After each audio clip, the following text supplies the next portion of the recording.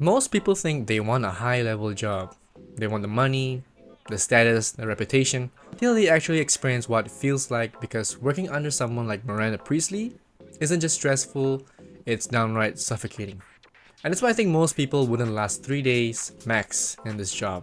Now, if you've never watched The Devil Wears Prada, either the one or the second one that just came out, on the surface, it looks like a movie about fashion.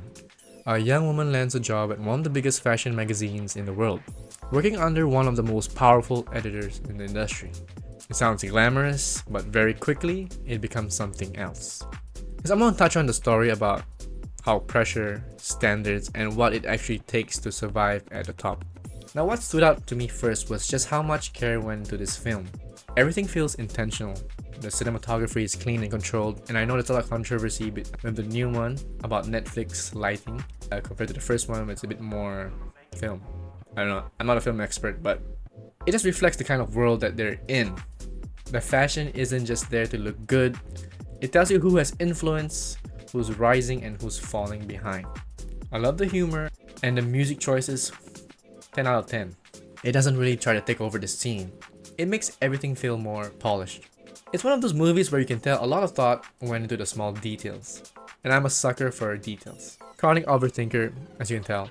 On the surface, everything is all refined, looks flashy, it's all put together. But underneath that, there's a level of pressure that most people wouldn't accept. And that leads into something the movie does very well, which is showing the cost of excellence. When you look at someone like Miranda, you start to question how to interpret her. Now, is she a toxic boss? Or is she just operating at a level that most people aren't used to?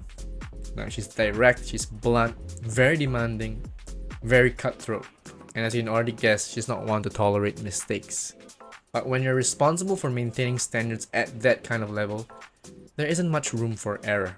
Now, everyone says they want to be great, you want to be recognized, they want to be one of the heads in the Mount Rushmore of whatever they're pursuing.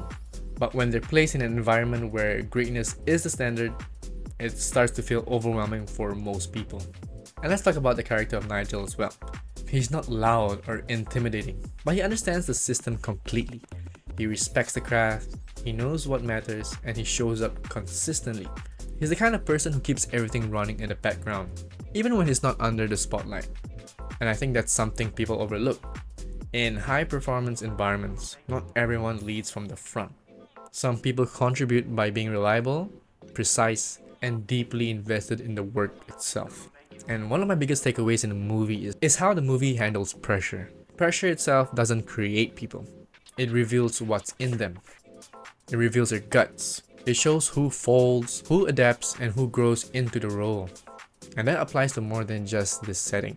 Now take for your training in sports or in any demanding environment. Pressure exposes your habits, your mindset, and your limits. It shows you what you're really made of, from there you either improve or you step away. And that's like what Khabib always say, very famous UFC champion. We don't push nobody, we don't make nobody. Like, if you don't want, okay, leave. Like, even yesterday, I was talking with them. It was Saturday, and everybody complained about they tired. What you want? All week you was work hard. End of the week, if you don't tired, this is good question. You have to worry about yourself. But this is Saturday. Your 6th day, you work so hard. Of course, you're gonna tired. Hard. If you don't want, halas. Go back to Dagestan. Nobody gonna ask about yourself. Without you or with you, there is always gonna be champions. With your name, this is your choice. You wanna put your name there? Okay, work hard. No, bye bye. And I also like how the movie makes everything seem effortless. Then you think about what actually goes into it: the experience, the taste, decision making, timing, all down to the T. All of that gets compressed into moments that look simple on the surface, but are very difficult to execute, especially when you're managing a team. Now the question becomes, would you actually last in an environment like this? Could you handle the constant pressure, high expectations, and feedback that isn't softened to protect your feelings? Because it's not just about being capable, it's about emotional control, attention to detail, and the ability to take criticism without letting it affect your performance. That's what makes environments like this challenging, they demand a version of you that most people haven't developed yet. And to be very frank, like seeing Miranda as a character intrigues me because it instills a kind of fear that the fear of being under someone so demanding, so crucial, so blunt, and with a tongue so sharp, managing what you do and having the expectations for you to produce can be quite scary because you're living in anxiety all day and all night. Also, part of me has that desire to have that courage to perform under those. It's kind of like an achievement, right? If you get to achieve such great feats under such a bad boss, depends on how you look at it, then you can accomplish anything. You kind of build that thick skin, right? And like what Brandon Carter used to say, he says something about like feeling fear is normal. You're not supposed to not feel fear in the things that you want to accomplish, because what you do with that fear in the end shows who you are. And that's how courage comes in, because courage is the product of doing something with that fear in mind. So like you want to make it to the team in the sports, but you're overthinking about, oh, so and so is gonna mock your skills, or you won't perform and stuff. But in the end, you just take that step forward and get the courage to muster up the courage to be brave and just execute it. That's the satisfying feeling of like accomplishing it. And I also like how the movie touches on the change within the industry, how Runway shifted from a traditional system like magazines into a more modern digital approach, and it reflects something broader. If entire industries need to evolve to stay relevant, then individuals shouldn't do anything different. They have to do the same. Growth isn't always comfortable, but staying the same has its own costs. So when you stay the same and you don't adapt to the new world, especially if AI taking over the whole world, use it as a tool. Learn AI as if it's like the internet that just came out decades ago. If you don't know how the internet works, you get left behind and your business fails because you're not adapted to your competition. And I think that's where the movie leaves you with a bigger question, because reaching to that level comes with trade-offs. You gotta know who you are.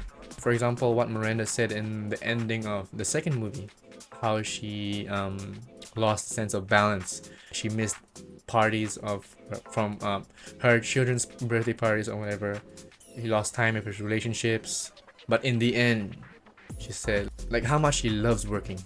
And it comes down to you. Is that someone you think you can be?